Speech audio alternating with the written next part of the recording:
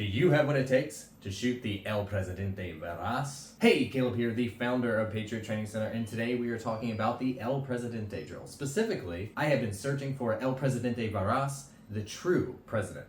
The real Presidente drill. If you don't know already, the El Presidente drill is kind of a classic shooting drill that's been around since the 70s. It was developed by Jeff Cooper, and it's an overall test of a whole bunch of different pistol shooting skills. Now, the legend goes that Jeff Cooper developed this drill while he was training a group of presidential guards in a Central American republic, and that it was developed as an overall test of their shooting skills to see if they were good enough to do their job to protect the president, El Presidente. Now, the reason we're talking about it today is because I was at a recent training course with Tom Gibbons, the Advanced Instructor Development course, and he was talking about the original El Presidente drill, and that today you see people just really crushing this drill, El Presidente, and they're doing it in these super fast times, 3 seconds and 4 seconds, and that the original drill was much different, and it got me to thinking maybe it's a little bit harder than I thought. Maybe there's a more true version of this drill. So I went looking and I started doing the research, and I was looking for the true El Presidente drill when it was originally developed. So what is the real El Prez drill? Well, pretty much today you have two modern versions of this drill that are super popular, and I would call those the modern versions of the El Presidente drill. With the El Prez drill, there's some key elements though that never change. First, there's always going to be 3 targets downrange, and you're going to shoot each of those targets at least 2 times. So you have multiple transitions in this drill. Second, the distance is always going to be about 10 yards. Third, the starting position is always going to be facing uprange away from the targets, so that you have to do a turn and draw before you can even shoot the first target. And finally, there's always a mandatory reload. After you shoot the 3 targets first, then you have to do a mandatory reload and shoot the rest of the targets. So we have facing up range at 10 yards distance, 3 targets. We have to do a turn and draw. We're going to shoot all 3 of those targets twice. We're going to do a mandatory reload, and then we're going to shoot all those targets again. But after that, all the details get a little fuzzy, and the drill has changed over time, so I was very interested in what the true El Presidente drill is. Now, the 2 modern versions of this drill come from both of the practical shooting sports, the IDPA version and the USPSA version. The one big thing that separates IDPA from USPSA is that it was developed to be shot from concealment. And the first version of El Prez that I remember shooting was on the IDPA classifier. Now, IDPA used to have a 90-round classifier that was updated somewhere around like 2017 to a 72-round classifier, but on both versions of the classifier, you shoot the El Prez at the 10-yard line, which is one of the stages. Now, one thing that's interesting to note is that while IDPA, you shoot from concealment during the actual sport, for the classifier, concealment is optional. Now again, we're talking about El Prez, so the IDPA version of El Prez has 3 targets set up, but the way that they are spaced is kind of interesting. I'm gonna go ahead and put it up on the screen right now. As you can see, the 3 targets are set up so that they are 6 feet apart, which is 2 yards. The first target is 6 feet tall, the second target is 4 feet tall, and the third target is 5 feet tall. I guess they want to make sure that you're able to defend yourself against tall people, little people, tiny people, and kind of normal sized people. Now with the IDPA version of the El Prez, you're still starting facing uprange, so you have to do a turn and draw, and you have to engage those first 3 targets. You have to engage those 3 targets with 2 shots each, and you have to do the mandatory reload. Now with the IDPA version of the El Prez, it's very important. You start with only 6 rounds in the gun, so 6 rounds and 6 rounds only, because you're going to start facing uprange. You're going to do your turn and draw. You're going to shoot the targets 2 times each. And then you're going to do your mandatory reload, which will be a slide lock emergency reload. Get that done, and then you're going to shoot the targets 2 times each again. Now what's kind of interesting is in the IDPA version of the classifier, in the rules it says that the starting position is hands down by your sides. And of course with IDPA, the target that you're using is the cardboard target, but there's an 8-inch circle in the center for 0 down and a 4-inch circle in the head for 0 down. All the shots are to the body and the torso, so it has to go in that 8-inch center circle for 0 down, because IDPA scoring is raw time plus extra time for any misses that you have. What that basically amounts to is that all C-zone hits are an extra second to your time, all D-zone hits are an extra 3 seconds to your time, and if you miss the target completely, that's a full 5 seconds added to your time, so accuracy is highly important. Now, unfortunately, I don't have any range footage of me shooting the IDPA version of the El Prez, but there is a video on this channel where some of my instructor cadre took a shot at it, so you can check that out.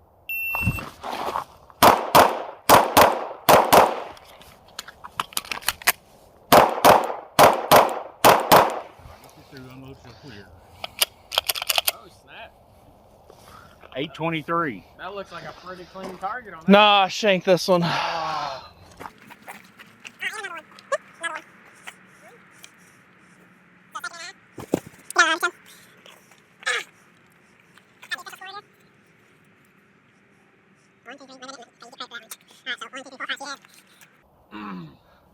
Zero down on that one. 3 misses, right? 3, yeah, so that's second and a half. So 973. 973.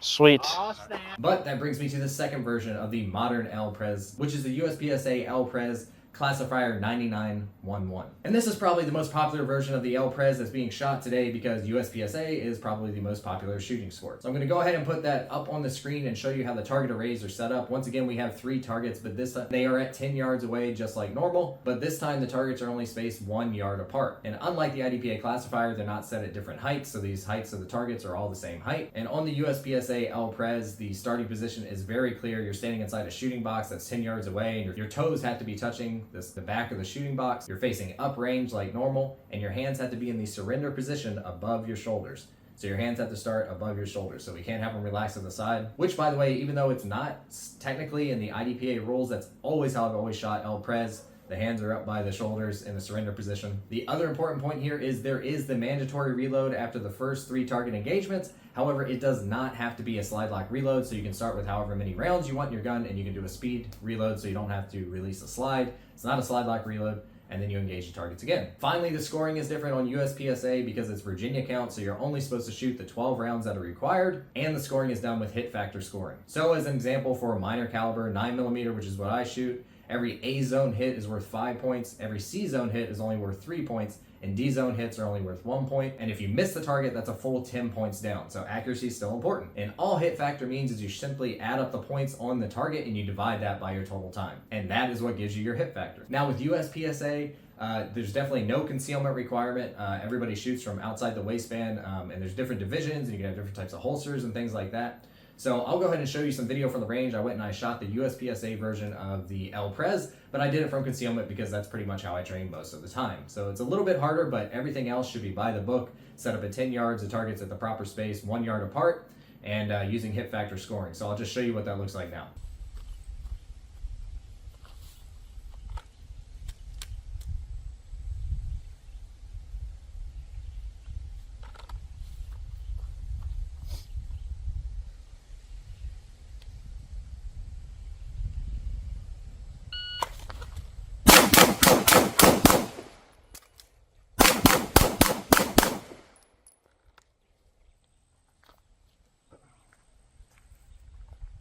Right, so that was 586 right here. Let's see what kind of hits we got.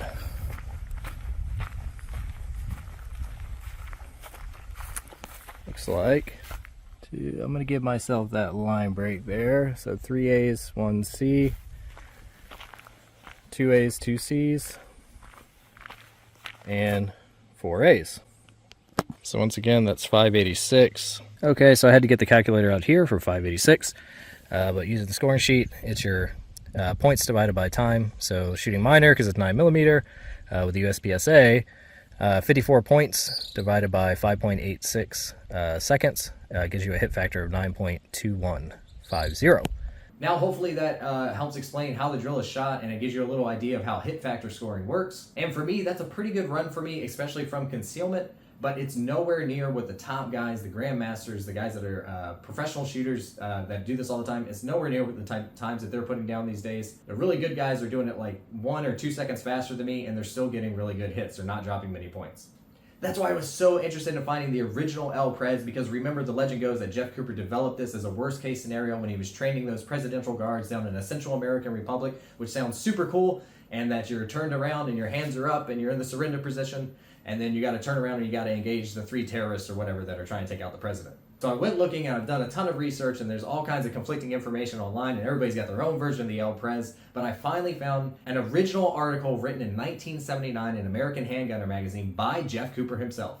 And Jeff Cooper describes the El Presidente drill. In fact, he calls the original drill El Presidente Veras, meaning the true president, so like the original way that this was supposed to be shot. And here's the important details. First, he says that 3 standard option targets, we'll get to that in a minute, are set 3 meters apart downrange, 10 meters from the shooter. He's going to stand uprange with his back to the targets. The shooter's gun is going to be concealed.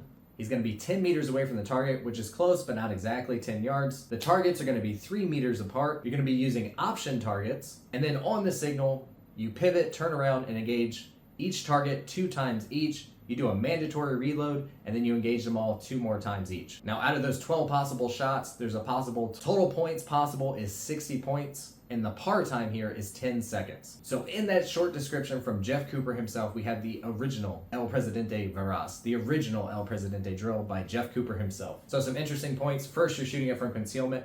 Second, you're facing uprange again, but you don't have to do the classic surrender position. He just mentions that your hand should not be cocked, which I assume means like ready to go for your pistol. So probably hands down at side, or he says any position that where your hands aren't cocked. So I assume that means you just can't be like hovering over your holster ready to draw. You still have 3 targets, but they're at 10 meters instead of 10 yards, which really isn't that big of a difference, but it's there. And then the targets are spaced 3 meters apart. Now here's the really interesting thing is finally the targets. Back then they were using the IPSC option style targets, which were developed by Jeff Cooper and his contemporaries. And what's really interesting about this is that the option target has a 10-inch circle for the A zone, or the target zone that you're supposed to hit. So that's actually bigger than the 8-inch circle on the IDPA target, and definitely bigger than the USPSA A zone, which is only about 6 inches wide and 11 inches tall. Also, in the original version of this drill, again, you have the 60 points maximum possible total score, but there was a par time associated with it of 10 seconds or less. And finally, you have that mandatory reload, but there's no mention anywhere of it being a slide lock reload or a speed reload. So it kind of seems like it's left up to the shooter. All that Jeff Cooper really says is he notes that revolver shooters will have to work a little bit harder. So that leads me to believe that it is a speed reload, because revolvers only have a maximum of 6 shots and they have to reload, and it's going to be a little bit slower. So I don't think that it's mandatory for it to be a slide lock reload, but because you really can't tell from the Jeff Cooper article. But anyways, I wanted to see if the El Presidente Veras was actually much harder than the USPSA version that I'm more familiar with and that I've shot before. So I went to the range and I gave that a shot, trying to shoot it under that par time and get all 60 points, get a clean score. So I'll show you that video now.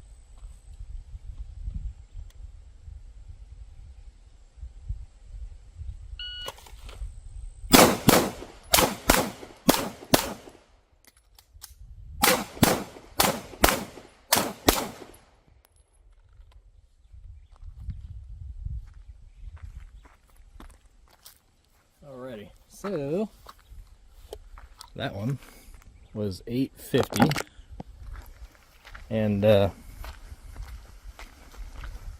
shot that very conservatively as far as sight pictures.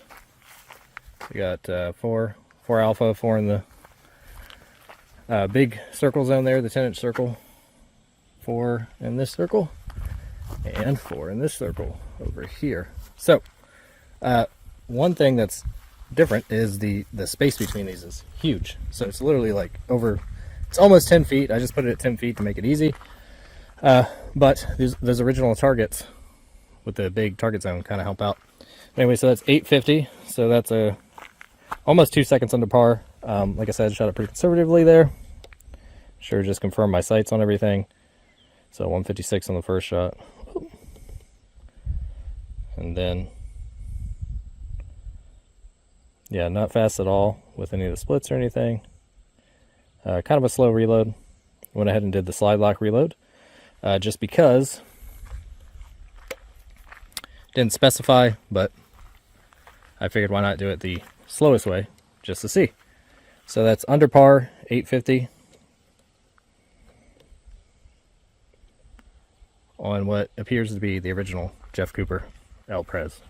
Now, as you can see, I went ahead and I got the full 60 points. I shot it clean. It was 8.5 seconds. And I went ahead and used the slide lock reload because I figured I didn't want anybody like saying that I cheated and it had to be a slide lock reload, so better safe than sorry. But I really don't think it matters that much for the time. Maybe you could add like a half second to your reload time, but I just don't think it matters too much. So that begs the question, is the El Presidente Veras actually harder? Are we cheating ourselves these days? And the answer to me is I really don't think so. I just think it's a different way of shooting this great drill. I think it's a great drill that Jeff Cooper developed. And if you actually read the article that Jeff Cooper wrote, I think he was very adamant that it was a good test of a bunch of different pistol skills and that the way you shot it really didn't matter. We'll get to that in a moment, but I think the important thing here is that the way the scoring system works determines how you shoot it. So for this one, I was trying to shoot it clean, so I was being extra conscious of my sight picture and making sure that I got those hits because I wanted to get every single point and make sure that I shot it clean. That's for the part-time version of the drill. But in Jeff Cooper's article, he actually says the best scoring system for this drill is to use Comstock, which is hit factor. And then you can take your hit factor and you can use that to correct to the full 100% of par time to figure out how much higher or lower you are than par time. Now, math is always confusing for me, but it works like this. I finally figured it out. First, you would take the original par performance hit factor, which in this case is 6, That's because 60 points divided by 10 seconds equals 6. So that would be a 100% score of par time. Now you take 100 and you divide it by that hit factor of 6, and that gives you 16.66. That is your par conversion factor. Now that you know your par conversion factor, you simply get your hit factor from your run. So for example, mine was all 60 points, but in 8.5 seconds. So dividing those points by the seconds gives me a hit factor of 7.06. So I take my hit factor of 7.06 and you multiply that by 16.66, the par conversion, and I get a total score of 117.60%. So that's kind of a neat way that you can use hit factor and a par time and see how you stack up against the par time using your hit factor. And in my case, it's 117%, so you can see it's 17% above the par time or the performance. So in the end, do I think the Presidente Veras, the real El Presidente, is any harder or in some way better than all the other El Presidentes? I don't really think so, and I don't think Jeff Cooper would be unhappy with the way people are shooting El Prez these days, all the different variations, because in that article, he states a number of times that it really doesn't matter. It's a great test of skill. You have turn and draws, you have transitions, you have target acquisition, you have mandatory reloads, you have to do it from concealment or not concealment. And again, the top guys in the sport, you know, they're really pushing the limits of human performance and shooting this in like 3 to 4 seconds. And I think Jeff Cooper would actually be proud of that. In the same magazine article, he talks about it really doesn't matter if you're using a revolver or a semi-auto.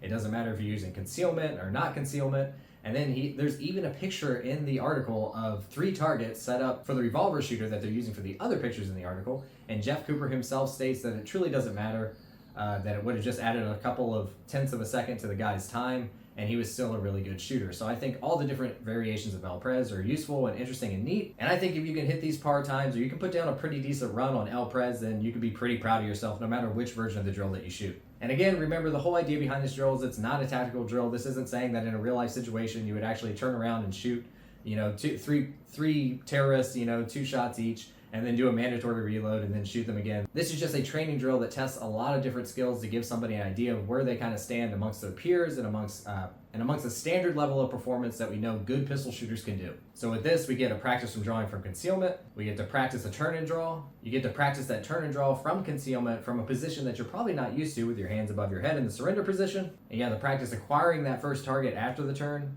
You have to practice putting multiple shots into that target accurately. Then you're practicing transitions, and then you have to do a reload under pressure, whether it's speed or emergency. And then you have to practice reacquiring that first target after the reload, which is always a very hard thing to do. No matter which version of the drill, you have to focus on going as fast as possible and still getting the hits. And the distance is at 10 yards, so you really do have to aim, no matter the sighting system, iron or optics. So it's just really an all-around great test of skill, and it can really give you a lot of feedback on your own shooting. For example, if you figure out that your first shot is too slow, then maybe you have a draw speed issue. If you figure out that you're missing a lot of those shots on the transitions, then maybe your transitions are poor, or you're doing them too slow, or you're not accurate enough with them. And speaking of 10 yards, it's that weird distance where it's too close where you can't go really slow and confirm every single sight picture. You have to get that flash sight picture that Jeff Cooper talked about, but you really do have to use those sights because it's 10 yards. And if your reloads are slow, you really do got to work on that, especially from concealment. So in my book, El Presidente Veras, or any of the El Presidente drills, I think are a great drill to run. And it was very interesting seeing the actual history of this drill and how it developed. This is a drill that I like to practice all the time in dry fire and occasionally go to the range and see how I'm doing in live fire. And speaking of dry fire, we have a free dry fire program down in the description below. If you want to become a better pistol shooter, dry fire is the absolute best way to do it. And the best part is that it's free and it doesn't take much time, only 10 minutes a day in the program that we'll give you, and you don't have to waste ammo going to the range. So go ahead and check that out in the description below, and then try out the El Prez, any version of the El Prez, the next time that you hit the range.